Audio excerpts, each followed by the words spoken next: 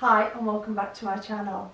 I'm absolutely and utterly buzzing with energy today. I don't know what's the matter with me. I feel like I could dance a Highland Fling or something. I've got so much energy and I'm feeling great. And I'm putting that down to the fact that I am loving the way I'm eating at the moment. Before I start talking about where I am this week, I just want to bring a couple of things to you about my group that I found really interesting and quite exciting this morning. One of the things my group is doing is the Slimming World Walking All Over Cancer.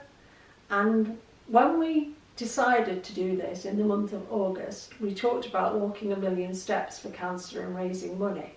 And then very soon realised we needed to up that total a bit. So we're now doing walking 10 million steps for cancer and raising money for cancer research. And this is a Slimming World thing across the country. I don't know how many groups have got involved. But this was week 3, so we have one more week.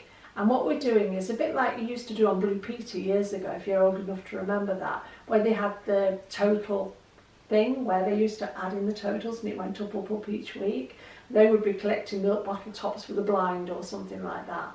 But we're walking steps for cancer. And this week, out of the 10 million steps, we hit 8,234,678 steps. I think that's amazing. In 3 weeks, that's what we've clocked up. And I just think that sometimes we overlook the fact that Slimming World do worthwhile things like this. They raise a lot of money for cancer research. We do the clothes bags in May, we do something else in the year, but they do raise a lot of money for charity as an organisation. And I just think that we need to give ourselves a pat on the back for doing things like this. And my second bit of news from group is there is a new hi-fi bar coming out in September. I think it was maybe the 23rd. That's sticking at the back of my mind. Anyway, it's going to be a toffee bar. So it's got lumps of toffee in it. And one of the things that Naomi did highlight was the fact that on the new boxes for the toffee bar, it won't say 1 bar is 3 sins and 2 bars are healthy extra. Because they're now aware of packaging and the rules and laws around what you can put on packaging, they're taking that off, because implying that it's a healthy extra bar, which means something to us, but wouldn't mean anything to anybody who wasn't a Slimming Worlder. And if they were to get hold of the box of these bars and go, oh look, here's a box of healthy bars, it's good for me to eat all 6 of them, then they're being misled, because it's not good for any of us to eat all 6 bars. But they will still be 3 sins per bar, 2 bars for a healthy extra, even though it won't say it on the box. And I'm sure they were just called toffee bars, or toffee something. They'll have lumps of toffee in, and apparently Naomi says they taste very good. So brought that to you from group this morning. We had a really good group because people are sharing such powerful stuff these days. A lot of emotional stuff coming out, a lot of people dealing with different stresses in life. And something Joe and I were saying yesterday, we were talking about anxiety and depression, or specifically anxiety and stress. Because a lot of us will say, and I've said it myself, you know, I can get very stressed by some situations which makes me want to eat. And I have to choose not to eat over those things. And we'll often talk about anxiety as if it's something that maybe 1 or 2 of us struggle with. Well, Joe said something to me yesterday which I thought was pretty wise. He said, Mum, we all suffer from anxiety, and in a way we need to. Because if we weren't anxious about certain things, well, life would just run away with us. It's like, you know, if you weren't anxious about the safety of your children, would you ever need to care about keeping them safe? If you weren't anxious about the fact that if you put your hand on the hot ring on that stove, you're going to burn it, would you ever not put your hand on that hot ring? We all need to have a certain amount of anxiety in our life. It's what motivates us. It's what stops us getting ourselves into difficult situations. And it's what stops us thinking, I just don't give a shit about life. Let it roll over me and anything can happen. So I thought what Joe said to me yesterday really helped me, because sometimes I'll say to him, you know, I do get very anxious about things, especially family things, you know. And like Joe says, everybody needs anxiety in their life. It's part of what motivates us to take action. So I decided to pick up on that. Rather than going, I'm a very anxious person, I suffer with anxiety, I'm going to say, having some anxiety in my life motivates me to take action instead of just sitting on my arse and getting fat, which is what I used to do, because I used to self-medicate when I was anxious about anything. You know, it might even be the difference between going to the dentist and going to the hairdressers. I'm the kind of person who has no problem at all going to the dentist, but I don't enjoy going to the hairdressers. And you might think, weird woman. Well, it's because I'm blind and I hate sitting in front of a mirror. Because when the girl's doing my hair, and I go to the hairdressers like every 4 weeks or something, but when the girl's doing my hair, I don't know whether I'm supposed to be listening to where her voice is and trying to relate to that, or trying to look at her in the mirror. And, you know, like you do when you can see, you make eye contact with your hairdresser in the mirror. Well, when you're blind, you can't do that. And you can feel like a first-class prat sitting there thinking, am I even looking at you in the right direction? So I can get really anxious about going to the hairdressers. But how daft is that? And they're the sort of things that would have made me eat, because I always self-medicated with food. In theory, or in my head, I was pushing any anxiety or pain or worry or stress down with food. Because I don't know about you, but when I'm stressed or anxious, I feel it in here, in my chest. Sorry, that's my phone. I feel anxiety and stress in my chest. So if I was pushing it down with cake and chocolate and bread and stodgy food, comfort food, I literally felt like I was pushing that pain down into my gut. Ultimately, then you get indigestion or heartburn. But what I've learnt now is that it doesn't matter what I eat when I'm stressed. It don't take the stress away. So what's the point of eating food, over-consuming stuff and stressing myself even more? Just don't go there, Jane. It doesn't help you. 2 food things I want to speak about today, quite briefly. The first one is, I have come to the self-realisation that buying ripen at-home fruit doesn't work for me. We go regularly to Morrison's and Sainsbury's and Aldi's and Asda's and Tesco's and all of these places, Marks and Spencer's, and we buy our fruit and veg in lots of different places. And a lot of fruit, especially, is labelled ripen at home. So you might buy ripen at home kiwis, ripen at home plums, ripen at home peaches, ripen at home nectarines.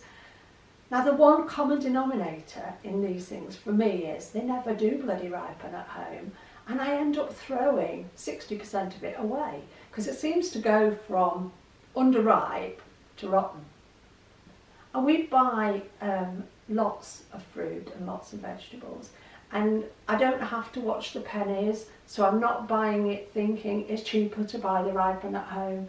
I actually prefer to pay a few pennies more and buy the ready-to-eat stuff. And because we can buy it regularly in the volume that we eat, that is working a lot better for me. Because I don't know about anybody else, but I don't find these things do ripen at home.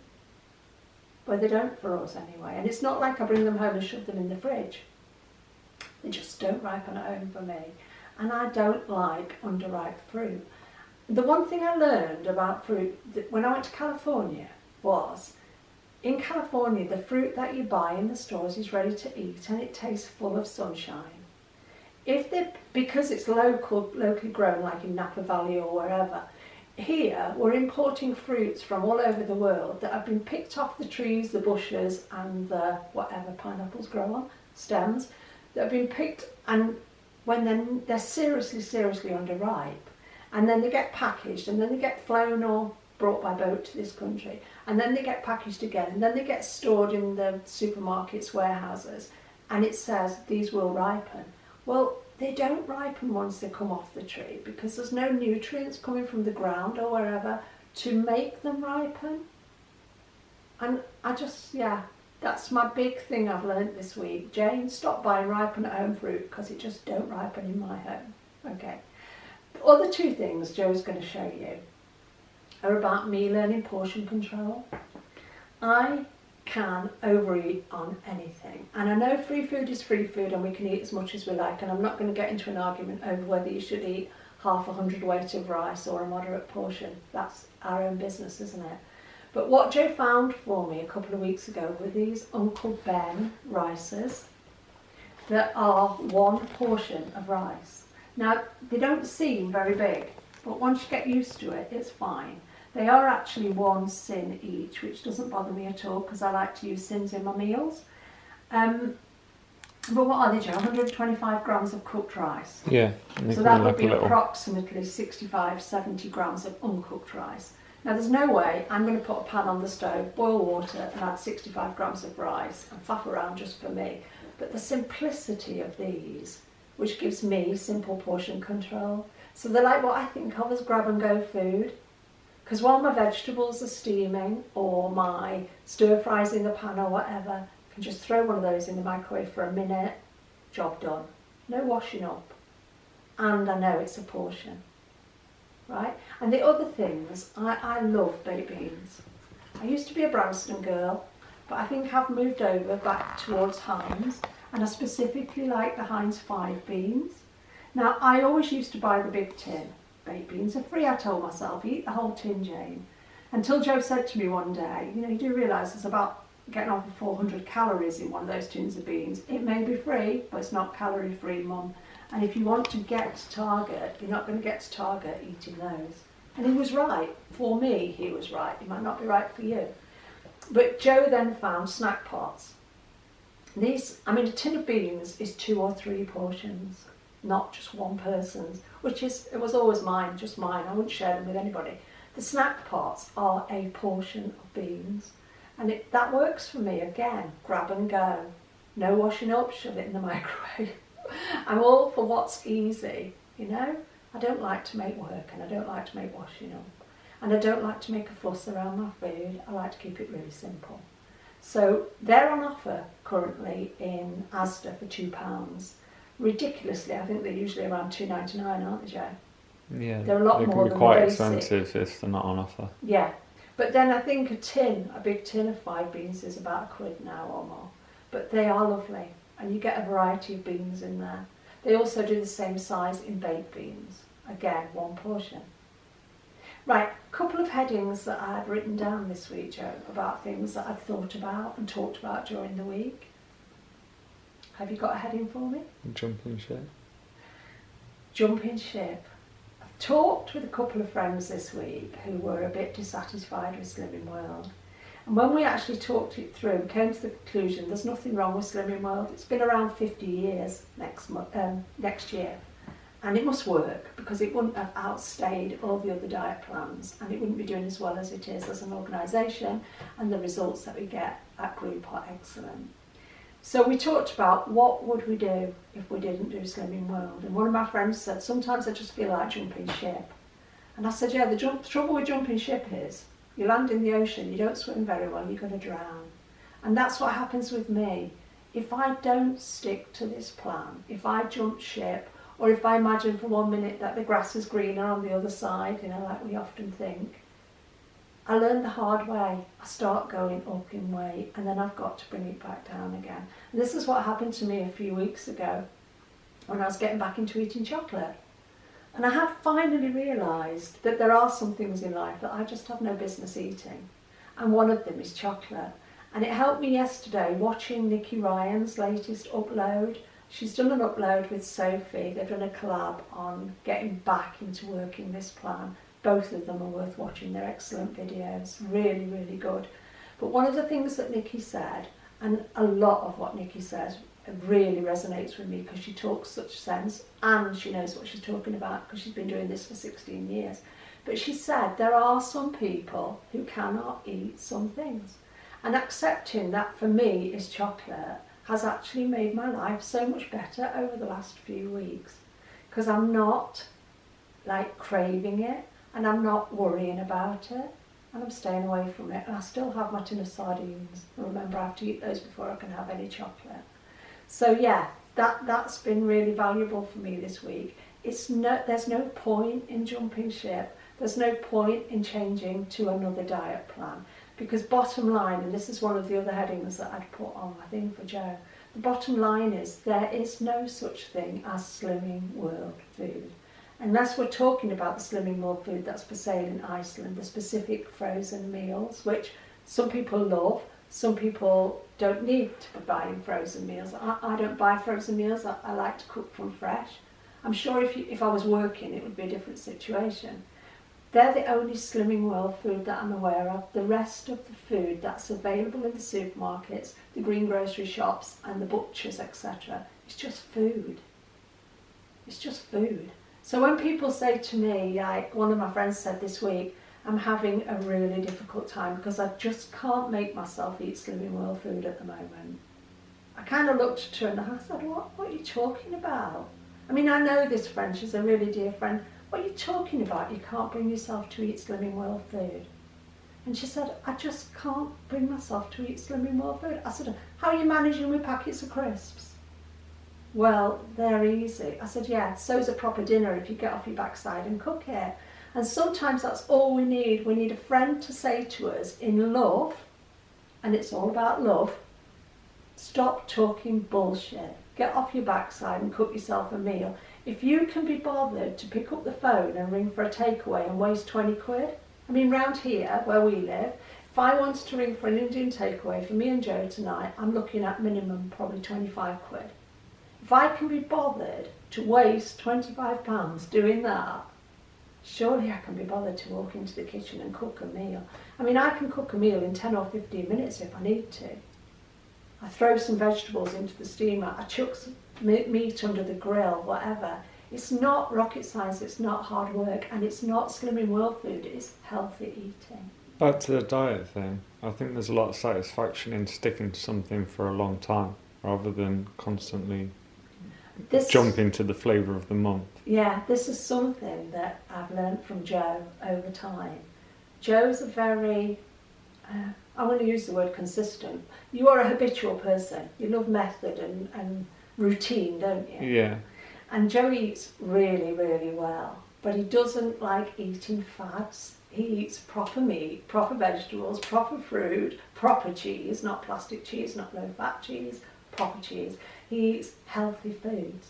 And it's taught me over the past couple of years or more, really, the time I've been at Target, that he stays, like, his weight stays consistent because he exercises well and he eats well.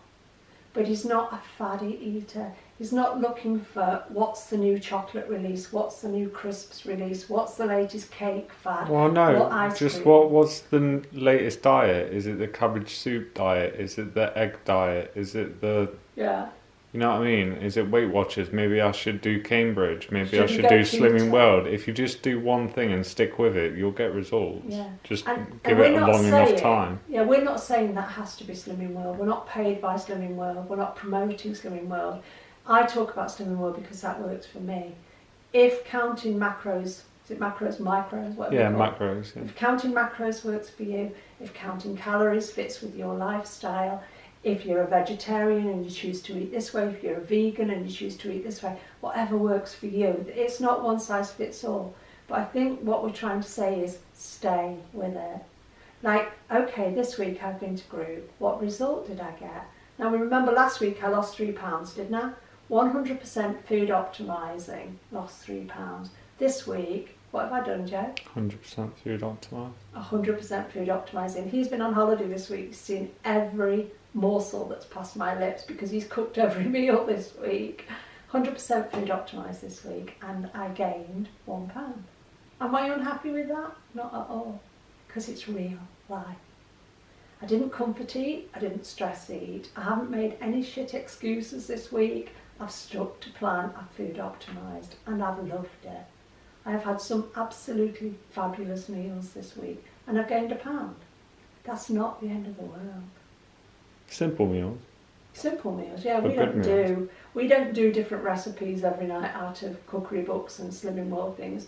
Yeah, we're not very good at that. We eat proper meat, proper vegetables, proper whatever.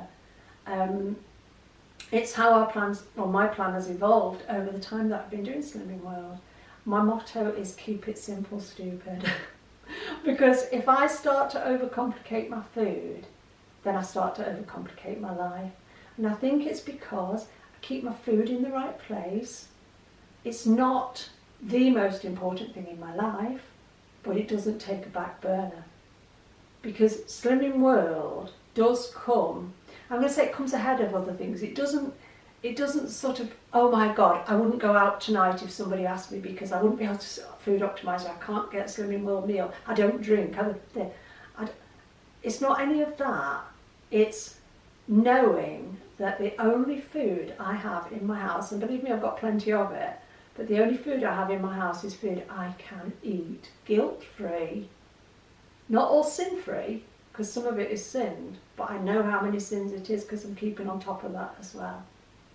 So it's about not diving from one thing to the other, not saying I'm on plan this week, but I'm taking the weekend off plan.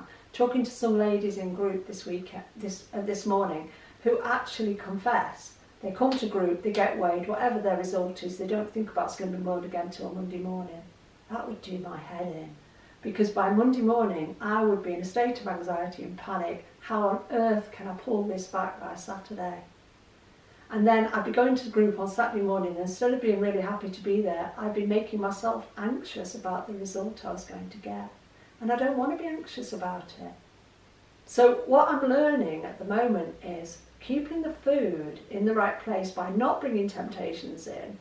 I won't have multi-packs of crisps in my house. I won't have chocolate in my house. We do have sometimes, like if we've been shopping and we bought some stuff for Joe's dad, we might have a trifle in our fridge overnight. We might have packets of biscuits. We might have a loaf of bread. That's not our food. And we won't touch it. We've just bought that for somebody else. So I can't stand here honestly and say I never bring these things into my house. But they're always brought with the intention of passing them on to somebody the next day. So the only food in our house as of this minute is food that I can eat. And it just brings you such freedom because you're not battling with it. Now I know a lot of people will be saying, oh, but I've got kids, oh, but I've got husbands and whatever. You have to find a way to deal with that. You have to find your own ways of dealing with that. And maybe your kids don't need multi-packets of crisps. Maybe they could have crisps when they're out and about. Maybe you don't need to have a freezer full of ice lollies just because it was warm. It ain't warm anymore. Hands up, like me, if somebody's had to put their heating on within the last 24 hours. When we got up this morning, we put our heating on, didn't we, Joe? Yeah, and it's the 25th of August, for goodness sake.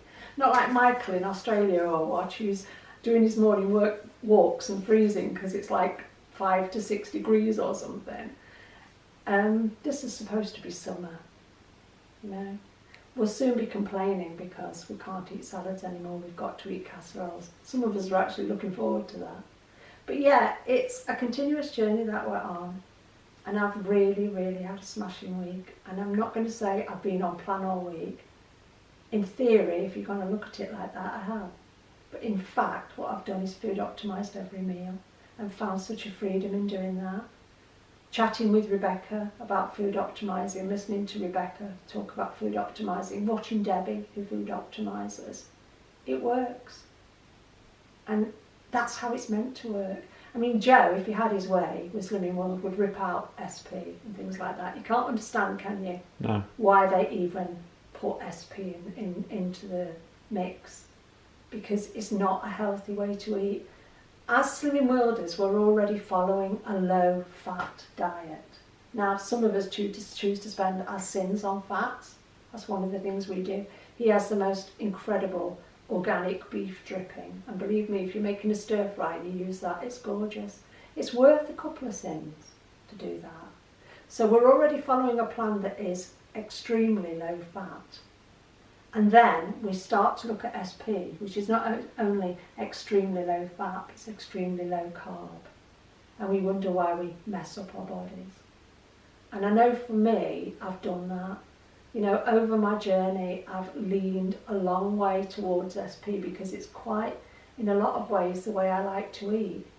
But now, I've noticed that if I put some carbs in, not mega amounts, that's why I have a small rice pot, but if I put some carbs in, mentally I feel better, physically I feel better, I've got more energy and I'm more stable in myself because my sugar level's not doing this. I've got a stable sugar level. So Slimming World works. Is it worth jumping ship and trying something else? No. because food is just food is just food. There's no such thing as Slimming World food. What Slimming World has taught me, and what I really want to acknowledge today, is it's taught me how to eat properly. I've got a balanced, healthy diet. I eat 3 meals a day. I'm craving free, and it's only because I'm sticking to the plan as it is written. So yeah, just want to bring that to you today, and just encourage anybody who's feeling like it's not working for you to stop and think, is it not working for you, or are you not working for it? Are the things that you're doing now that you shouldn't be doing? Are the things that you could change? 25 minutes. Yeah, well, it's time to go, Joe. I've got things to do. But yeah, I don't want to appear like I'm telling anybody how to do this, but sometimes I have to just stop and have to examine my behaviour. It's not the plan that lets me down, it's me that lets me down. And it didn't let me down this week, even though I gained £1, because I food optimised every meal and it's all it asks me to do. It'll show next week or the week after. And as long as I'm not dramatically going up, I'm in a healthy, happy, comfortable, size 10 pair of jeans, size 10 top, 9 stone 2.5 and feeling fantastic. So, and as somebody who suffered from eating disorders for 35 years and is now free of them, you know, and I'm sure today I'm only free because I'm living a balanced lifestyle. This is the best time for me yet at Slimming World, because it's balanced. I never ever skimp on my sins. This week I've had between 11.5 and 13.5 sins every day, more towards the 13.5. I definitely don't believe in dropping sins. It's the one thing for me that stops this feeling like a diet. Never deprived. Okay, thank you for listening, and we'll be back next week, and we'll still be food optimising. Okay, cheers, love to everybody. Bye.